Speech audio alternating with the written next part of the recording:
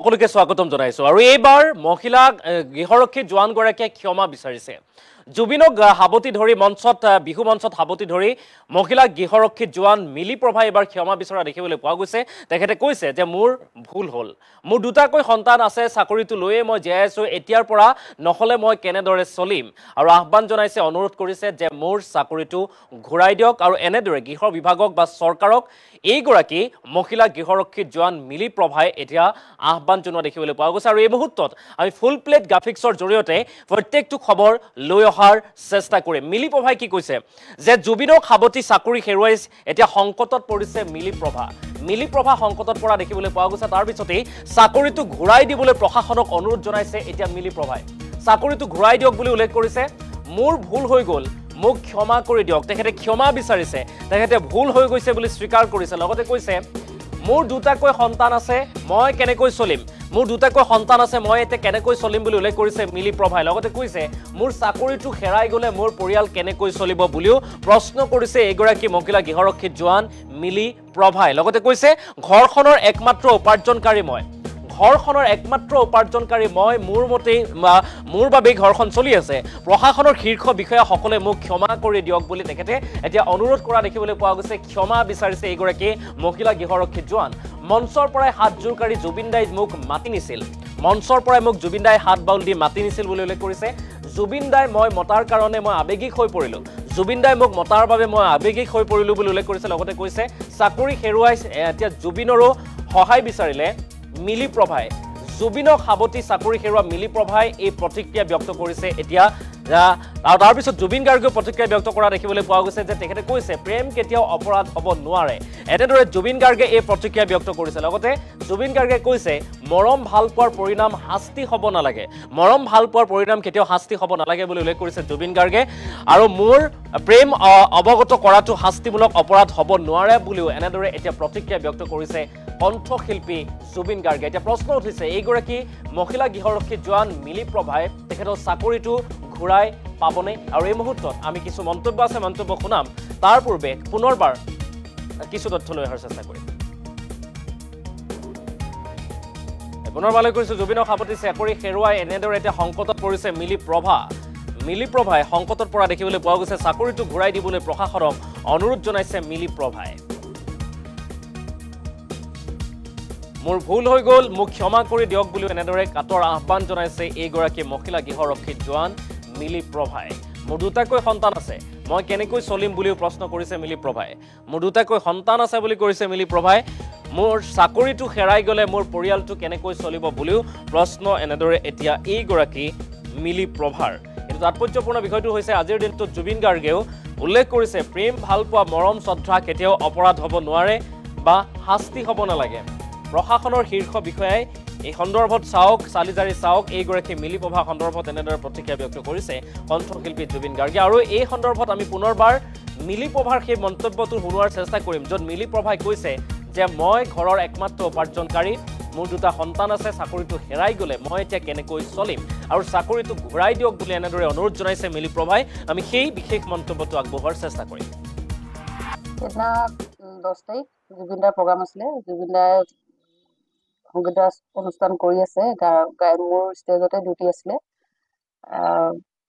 জুবিন দাৰ ভাল লগা গানকেইটা যেতিয়া গাই আছে চবৰে ভাল লগা জুবিন দাকতো চবেই ভাল পায় তেতিয়া মানে জুবিন দাই চবেই জুবিন দা চিঞৰি আছে মোৰ হাতখন এনেকে কৰি আছো জুবিন দা বুলি কৈ তেতিয়া জুবিন দাই মোক মাতিলে হাত দি কিনি মাতিলে তেতিয়া মই জুবিন দাৰ ওচৰলৈ গ'লো জুবিন দাৰ ওচৰত গৈ মানে জুবিন দাক মই অনুৰোধ কৰিলো জুবিন দাক গৈ হাবতি ধৰিলো হাবতি ধৰি জুবিন দা আপোনাৰ গান মই সৰুৰে পৰা শুনি আছো খাওঁতে শুওঁতে আপোনাৰ গানেই শুনো আপোনাক মই বহুত ভাল পাওঁ আপুনি মোৰ কাৰণে গান এটা গাব মই তেনেকৈ ক'লো জুবিন দা হয় মোৰ কাৰণে গানটো গালে মোৰ নামটো কৈ দিছো মই তেতিয়া জুবিন দাই মোৰ নামটো কৈ কিনি গানটো গাইছে হয় সেইখিনি সময়ত মই ডিউটিত আছিলো ইউনিফৰ্মত আছিলো যেতিয়া জুবিন দাই মাতি দিলে মই একদম আবেগিক হৈ গ'লো আবেগিক হৈ গৈ জুবিন দাক চবেই ভাল পায় চবৰ হিয়াৰ আমঠু আৰু এনেকে যদি জুবিন দাই ইমান ৰাইজৰ আগত মাতি দিয়ে তেতিয়াতো চবেই আৱেগিক হৈ যাব। মই সেইখিনি সময়ত মানে পাহৰি গলো যে মই ডিউটিত আছিলো ইউনিফৰ্মত। ভুল হৈছে, মানে মোৰ চিনিয়ৰো আছিলে তাত। মই এই সংবাদ মাধ্যমৰ যোগেদি মই ক্ষমা খুজিছো যে মই সেইখিনি মানে ইউনিফৰ্মত কৰিব নালাগিছিলে। কিন্তু যিসকল মোৰ চিনিয়ৰ আছিলে আৰু মোৰ এই যোগেদি মানে সংবাদ মাধ্যমৰ যোগেদি মানে ক্ষমা খুজিছো। আৰু যিটো মানে প্ৰচাৰ মানে ডিউটিত থকাৰ কাৰণে, ইউনিফৰ্মত থকাৰ কাৰণে মোৰ যিটো চিনিয়ৰে মোক পানিচমেন্ট হিচাপে দিছে, যাতে মোক আকৌ সোনকালে মোক চাকৰিটো কৰিবলৈ স্থাপন দিয়ে সোনকালে। নহলে মোৰ দুটা ল'ৰা আছে, মই একমাত্ৰ উপাৰ্জনকাৰী মই মোৰ ঘৰখনৰ। মই কেনেকৈ চলিম, কি কৰিম? মই হাতযোৰ কৰি অনুৰোধ জনাইছো প্ৰশাসনক যাতে মোক মোৰ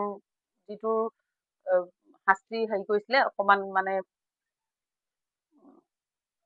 সোনকালে হেৰি কৰি দিয়ে যেন, মাফ কৰি দিয়ে যেন।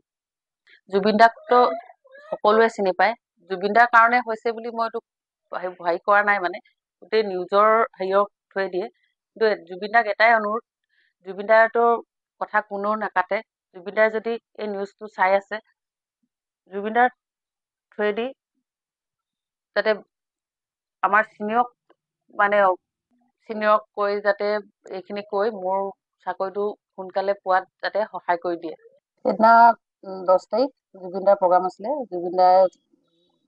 সংগীত অনুষ্ঠান কৰি আছে, মোৰ ষ্টেজতে ডিউটি আছিলে। জুবিন দাই ভাল লগা গানকেইটা যেতিয়া গাই আছে, চবৰে ভাল লগা, জুবিন দাকতো চবেই ভাল পায়, তেতিয়া মানে জুবিন দাই চবেই জুবিন দা চিঞৰি আছে। মোৰ হাতখন এনেকে কৰি আছো জুবিন দা বুলি কৈ। তেতিয়া জুবিন দাই মোক মাতিলে, হাত দি কিনি মাতিলে।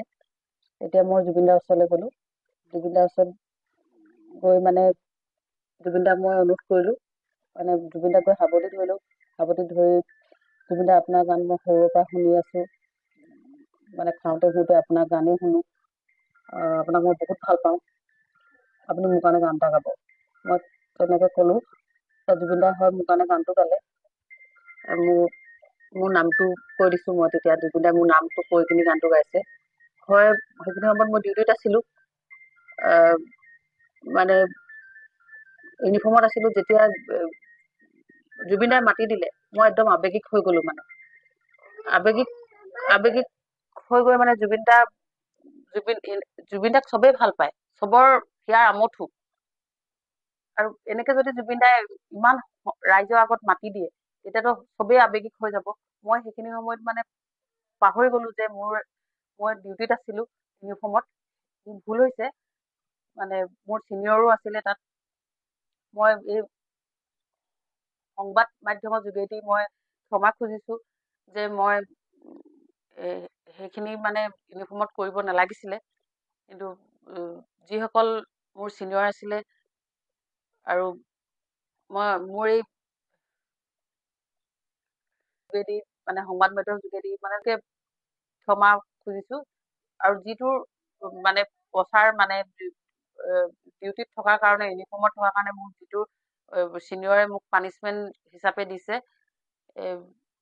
যাতে মোক আকৌ সোনকালে মোক চাকৰিটো কৰিবলৈ স্থাপন দিয়ে সোনকালে। নহলে মোৰ দুটা